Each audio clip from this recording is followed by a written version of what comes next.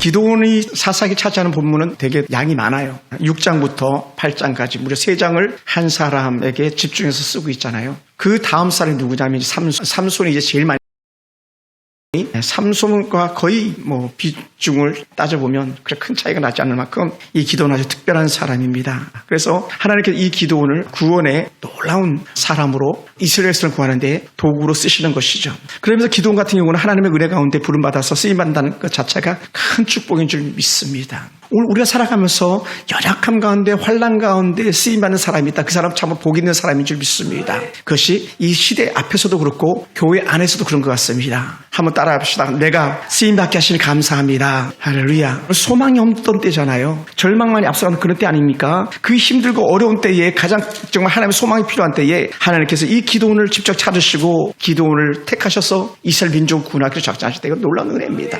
정말 이보다 더 큰 축복이 어디 있겠습니까? 그것도 큰 용사라는 지칭을 받으면서 너 큰 용사 이렇게 말하는데 이 그냥 보통 축복의 말이 아니잖아요. 그런데 반대로 기도는 어떻게 돼요? 아닙니다. 나는 큰 용사가 아닙니다 하면 철저하게 또 겸손을 나타내는 그런 모습을 보게 됩니다. 그래서 기도는 자신이 연약한 자라고 6장 15절 그렇게 고백했었거든요. 그런데 하나님은 아니야. 너야 너. 이 시대를 구원할 것을 너를 통해서 이루겠다라는 거예요. 할렐루야. 어떤 사람은 하나님이 물론 다 택해서 쓰임받은 사사들이 있겠습니다만은 이렇게 기도원처럼 직접 가가지고 택해서 쓰임받은 사사들이 흔치 않거든요. 물론 그 삼손 만화 가정의 삼손도 없는 가정의 소망을 가지고 삼손 쓰임받게 했습니다만은 기도원만큼은 아니었거든요. 그게 얼마나 놀라운 은혜겠습니까? 그러니 하나님께서 아니야 너는 큰 자야. 너는 큰 자야. 뭐라고요? 여룻바알 바알과 싸워서 이긴 사람이야라고 이렇게 칭해줬다는 거예요.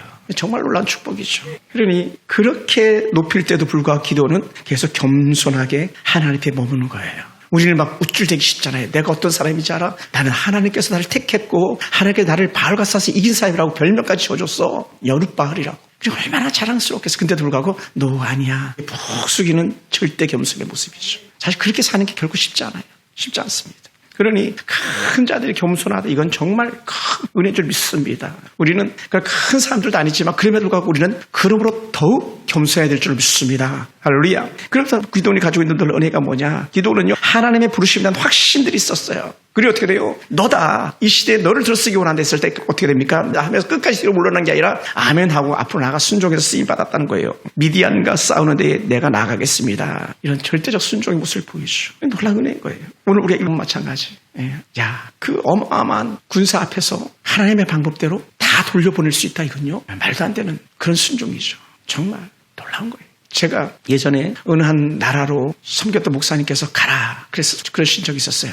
말도 안 되는 그런 어떤 나라였고 평생 처음 들어보는 나라였어요. 여러분 남수단 들어보셨습니까? 수단이 남수단 북수단은 나눠져 있나 봐요. 남수단. 그러니까 남수단이 어딘지를 알아야지. 어디 있는지를 알아야지. 그래서 제가 기도하면서 이렇게 찾아보고 하는 중에 막 뭐라 그러시는 거예요. 가라면 가는 것이. 그걸 뭘 알아보고 자시고 하냐고 하면서. 근데 알아보니까는 남수단에서 선교사가 사역할 수 있는 데가 아니다. 그러려면 우간다로 가야 된다. 이런 말씀하셨어요. 우간다 선교사님께서 남수단에 오면 내가 도와주겠다. 근데 거기까지 다 갔는데 광명교회에서 저를 보내지 않았죠. 일이 틀어졌습니다만은 즉시 뛰어나갈 수 있었겠지만 쉽지 않은 그런 결정들인 거죠. 큰 딸은 미국에 가 있고 작은 딸은 고등학교 3학년인가 2학년이었었고 여러 가지 복잡한 상황 속에서 여러분 그러니까요. 오늘 우리도 마찬가지입니다. 아멘 한다는 건요 정말 놀라운 거예요. 순종한다는 사람 보면 우리 무조건 박수 쳐야 될 줄 믿습니다. 할렐루야. 그러니 이 기도원의 아름다운 순종은 오늘 본문 말씀을 통해서 본다면 전적으로 말씀에 대한 순종이었다는 거예요. 야 32,000명 너무 많아. 보내. 또 너무 많아. 또 너무 많아. 결국 마지막까지 택했던 게 뭔가 300용사잖아요. 이건요 우리 계산해봐도 이거 답이 안 나오는 숫자잖아요. 근데도 불구하고 아멘 하고 갔잖아요. 놀라운 거죠. 이런 기도원의 절대적 순종의 모습이 우리 가운데 있게 되길 주여 축원합니다. 반면에요. 한번 따라해서 사람이라면 실수할 수도 있다. 사람이라면 장점만 있는 것이 아니라 단점도 있다. 단점도 있어요. 여러분 우리는 흔히 말하잖아요. 털어서 먼지 안 나는 사람 없다 그러잖아요. 기도하는 사람도 어찌 보면은 털어서 먼지 나는 삶이었다는 거예요. 털어서 먼지 나는 삶. 그 대표적인 것 중에 하나가 뭐냐면 그는 전쟁에 이기고 나서 큰 영광을 하나님께 돌린 게 아니라 하나님의 영광을 가로채다시피 하면서 에봇을 만든 거예요. 그가 미디안과 전투에 승리한 후에 금 귀고기를 다 모아가지고 에봇을 만들었어요. 그리고는 에봇을 자기가 가지고 있는 거예요. 에봇은 대제사장이 입는 옷이거든요. 이건요 금액으로 따지면 상상을 초월하는 금액이에요. 보석 밖으로 장식되어 있는 것들이었기 때문에, 그리고 하나님의 임재를 상징적으로 나타내는 것이 에봇이거든요. 그러니까 하나님과 함께하는 사람이라는 증거 에봇이 있는데, 이 에봇은 일반 평범한 사람들이 함부로 할 수 있는 그런 게 아니었었어요. 그래서 이 기도는 그 귀한 옷 에봇을 자신의 집에, 우리 옛날 어른들 말로 신주단지라 그러는데, 집에도 막 신을 모신다 그러잖아요. 그 신주단지를 건드리지도 않잖아요. 귀하게 여기고. 그것처럼 하나의 집안의 우상으로 가지고 있었던 거예요. 그러니 얼마나 잘못된 생각이었는지 모릅니다. 하나님께서 그걸 아주 질투하시죠. 그러다 보니까 어떻게 돼요? 하나님의 은혜 조금 선이 빗나가면요, 점점 시간이 좀 이 각이 커지는 거예요. 각이 커져요. 그러다 보니까 어떻게 돼요? 가정에 비극이 찾아오는데 아들들을, 자녀들을 다 잃어버리잖아요. 기드온이 죽으니 어떤 역사가 일어납니까? 왕을 누가 할 것이냐, 다음 대를 누가 이어갈 것이냐 했을 때에 아무도 안 한다 그랬었을 때에 그 가장 초라하고 보잘것없는 하찮은 교만한 잘못된 아비멜렉이 내가 하겠다고 나서가지고 그 나선 후에 그 아들들을 다 죽이고 말잖아요. 형제들 다 죽였습니다. 그것이 사사기 9장에 나오는 그런 말씀들이었거든요. 철저한 교만들이었죠. 그러니까 이 기드온이 가정의 영적인 칩으로 잘못 사용한 거죠. 에봇이 아니라 그 자녀들이 하나님과 1:1로 교제하도록 그 통로를 열어줬어야 되는 거죠. 전에 자기가 기도했던 것처럼 아들들도 기도하겠어야 되는데 거기서 맥이 끊어져 버리고만, 안타까운 그런 사람이었었어요. 그뿐만이 아니라 기드온은 많은 부인을 둬가지고 거의 이렇게 말합니다. 왕이 아직 나지 않은 그런 때지만 기드온은요 거의 왕적 권세를 누린 거예요. 왕적 권세. 뭐 했으니까? 전쟁 이겼으니까 백성들 칭송해 주니까. 뭐라고요? 그렇게 잘 나갈 때에 우리는 한 번 더 겸손하게 가는 게 중요한데 그러지 못한 거죠. 어찌 보면 지금 저나 여러분은 인생에서 지금이 최상의 좋은 때라고 여겨진다면 우리는 그만큼 최고로 더 겸손해야 되는 줄 믿습니다. 할렐루야. 그래서 우리는 자꾸 깨면 겸손 이렇게 하는 거죠. 그게 바로 예수님께서 우리에게 모델로 보여주신 그 모습 아니었었습니까? 내가 겸손하니 너희도 겸손하라. 나는 마음이 온유하고 겸손하니 나의 멍에를 메고 내게 배우라, 이렇게 말씀하셨잖아요. 근데 기도는 거기서 실패한 거예요. 그러니 가정에서도 실패할 수밖에 없었습니다. 그럼에도 불구하고 하나님께서 이 기도를 이스라엘 구원자로 아주 멋지게 써주셨고 영적 리더로 하나님은 또 그렇게 써주셨습니다. 네. 그러니 우리가 연약함이 있음에도 불구하고 써주신 하나님의 은혜는 놀라운 거죠. 여러분, 그러다 보니까 제가 기도를 이렇게 볼 때에 기도원의 놀라운 특징 중에 하나를 굳이 꼽으란다면 그가 가지고 있는 순종과 겸손이 있는데, 이 순종과 겸손이 가지고 온 원인이 어디 있는가 했을 때 기도원은요 기도자였다는 거예요. 기도자. 그래서 기도원은 하나님께서 나와 함께 하신다라고 하는 확신이 그에게 필요했어요. 여러분, 오늘 우리에게도 하나님 나와 함께 하고 계시다라는 확신이 필요해요. 그리고 우리는 신앙생활을 지지부진하게 안 해요. 하나님이 나와 함께 하고 있다는 확신이 없기 때문에 자기가 하나님의 자리를 차지해가지고 자기 마음대로 신앙의 잣대로 신앙생활을 해버리고 마는 거예요. 근데 기도는 그러지 않았어요. 야, 너는 바알과 싸워서 이긴 사람이야. 너 미디안과 싸워서 이길 거야. 이렇게 할 때에 하나님 그럼 내게 증거를 보여주세요 하는 게 뭡니까? 기도였던 거죠. 그래서 기도는 기도자로 쓰임받은 거예요. 하나님이 함께 하신다고 하는 6장 12절 말씀, 큰 용사여 여호와께서 너와 함께 하신다, 이런 말씀 들었으면 우리는 그냥 어디 달려갔을 텐데 기도는 그러지 않았어요. 뭐라고요? 기도는 계속 하나님께 기도 제목을 올려드리잖아요. 솜털 기도 제목. 하나님, 밤에 이슬이 내리면 이 솜털에만 물이 있게 하시고, 또 밤에 이슬이 내리면 이 솜털에 뽀송뽀송하여 주변에만 이슬이 있게 하시고, 이런 우리가 인간적으로 생각하고 해보거나 자연 이치로적으로 말도 안 되는 그런 테스트를 하는데 하나님께서 그때마다 다 야 임마 그런 기도를 왜 하니? 이거 아니고 응답해 주신다는 거예요.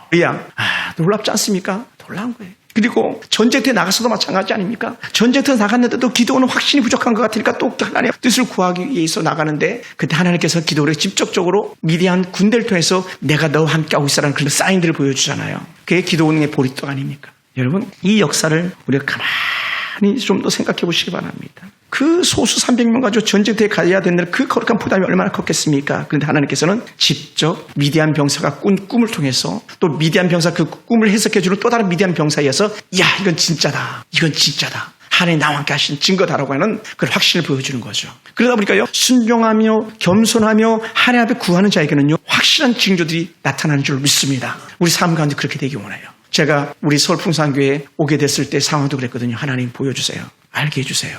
제가 아내 만날 때도 그런 징조를 구했었잖아요. 다 응답됐었거든요. 네. 그러니까 제가 이곳에 있어도 저는 할 말이 없는 거예요. 왜? 하나님께서 보여주셨고 인도해 주셔서 온 곳이니까. 오늘도 마찬가지, 또 하나님께 내 삶 속에 어떻게 인도하실지 모르겠지만 하나님께서 때로는 여러분의 말을 통해서, 또 때로는 내 기도를 통해서 일하시는 하나님을 경험하게 될 줄 믿습니다. 할렐루야. 그 은혜 역사 일어나기를 원해요. 네.